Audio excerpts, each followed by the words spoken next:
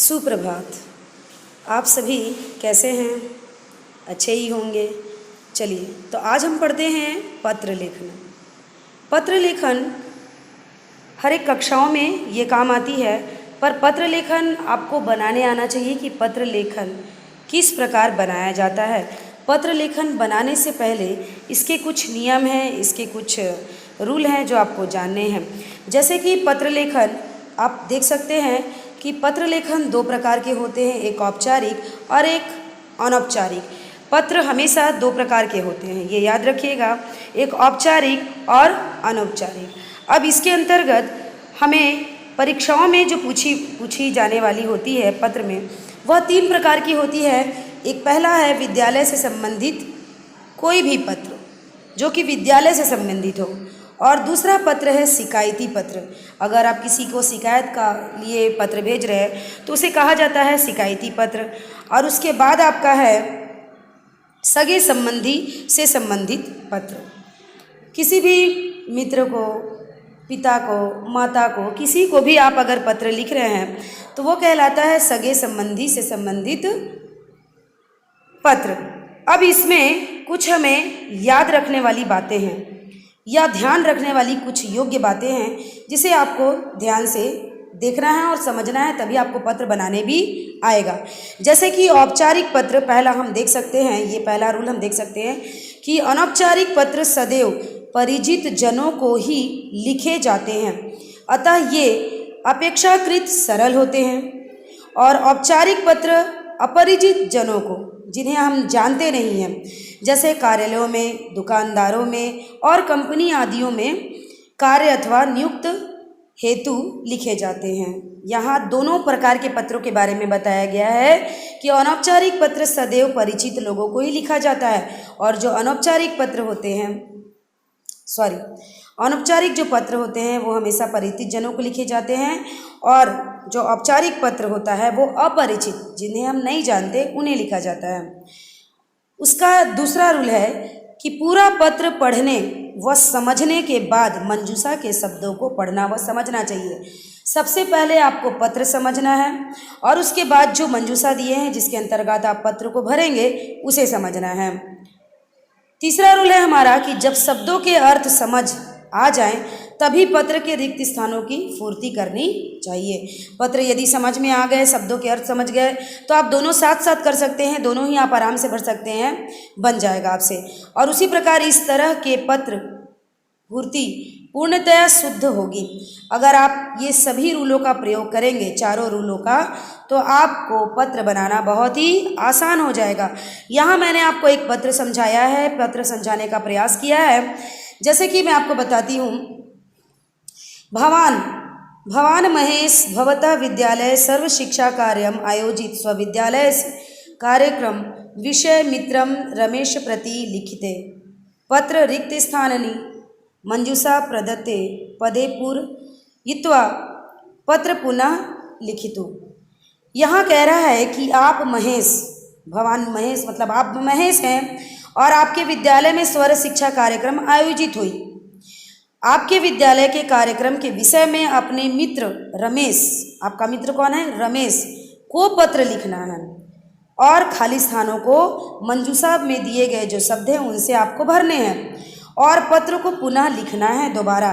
जैसे यहाँ लिखा है पुनः लिखित। एग्जाम में कई बच्चे लिखते हैं, सिर्फ आंसर लिख देते हैं, तो ये गलत। अगर आपके बुक में क्वेश्चन शीट में दिया है कि पुनः लिखित, तो आपको उसे दोबारा लिखना है, पुनः पत्र को दोबारा लिखना है, पूरे उसी तरीके से लिखना है पत्र को, और आंसर भरना है। अलग से आपको आंसर नहीं भरना, इस चीज़ का आप ध्यान देंगे। पुनः लिखित मतलब पुनः लिखतु मतलब पूरा आपको दोबारा पत्र को लिखना है। आदेश दे रहा आपको, लिखिए। अब मैं आपको पत्र पढ़ती हूँ। जैसे कि गृह संख्या, ये CBSE के 2020 में आया था, 14 में आया था, 2014 में आया है ये पत्र। जैसे कि गृह संख्या 25 है, वन मोती नगरम, फर्स्ट भरना है आपको, खालिस्तान। तिथि जो भी दी गई है ना, 20/8/20 किया है। प्रिय मित्रम सप्रेम नमो नमः, अत्र कुशलम तत्रास्तु, मित्र अस्माकं विद्यालय जैस सर्व शिक्षा कार्यक्रम आयोजित वयम छात्रा भिन्न वर्गेषु विभक्ता भूत्वा विद्यालयस्य समीपस्थानि खाली स्थान गतवन्तः तत्र लघुकुटीरे खाली स्थान निरक्षान् जनान् शिक्षाया महत्व बोधितवन्तः बालकान् विद्यालये प्रेषणार्थं तान् खाली स्थान अस्माकं कार्यक्रमस्य प्रभावेण इदानीमस्माकं विद्यालये खाली स्थान परिमिता खाली स्थान बालका पठितुम् आरब्धवन्तः भवान् स्वविद्यालयस्य खाली स्थान विषय लिखतु। पत्र तो हमने पढ़ लिया। भवदीय मित्रम, उसके बाद यहाँ ऑप्शन दिए हैं, उसे आपको देखना है, समझना, उसका अर्थ भी जानना है। सबसे पहले दिया है गत गुरुवासरे, पिछले गुरुवार को, गुरुवार में, पंचविंशति 25, निविष्टि निकल गए, दिल्लीतः दिल्ली नगर, निर्धना गरीब, रमेश नाम है जो आपका मित्र है, कार्यक्रम का, अशिक्षित क्षेत्राणी जहाँ पढ़े लिखे लोग नहीं हैं वो मैदान वो जगह, महेश ये आप हैं, और प्रेरितवन्तः मतलब किसी को प्रेरित करना, ये करो वो करो, प्रेरित करना। तो अगर आप सभी शब्दों का अर्थ समझ गए तो आपको पत्र बनाना बड़ा ही आसान हो जाएगा। जैसे कि मैं आपको यहाँ भरकर आपको बताती हूँ।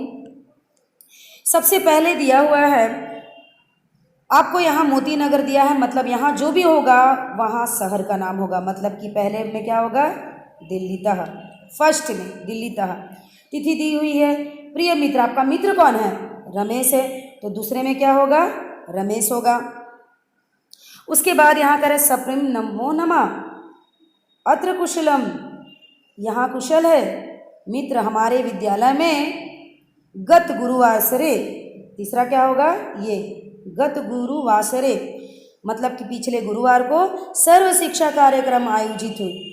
वयम छात्रा मतलब कि हम सभी छात्र अलग अलग वर्गों में बंटकर भूत्वा अलग अलग विभक्त होकर विद्यालय के पास में जो स्थित है, पास में जो स्थित अशिक्षित, ये फोर्थ में अशिक्षित जो मैदान है मत जहाँ लोग हैं वहाँ अशिक्षित, तत्र कुटीरम वहाँ गए, गतवंता मतलब वहाँ हम गए, तत्र लघु कुटीरे वहाँ छोटे जगहों में रहने वाले, लघु मतलब छोटा, घरों में रहने वाले, निविशित क्या हो जाएगा 5वां नंबर में निविशित, तो वहाँ जो रह रहे हैं निरक्षान जो पढ़े लिखे नहीं हैं, जो लोग शिक्षा का जो महत्व नहीं जानते हैं, बोधितवान उन्हें ज्ञात नहीं है, बालकान विद्यालय प्रेषणार्थन सभी बालकों को विद्यालय में प्रेषण मतलब बुलाने के लिए, ठीक है, वहाँ हम क्या करेंगे प्रेरितवन्तः,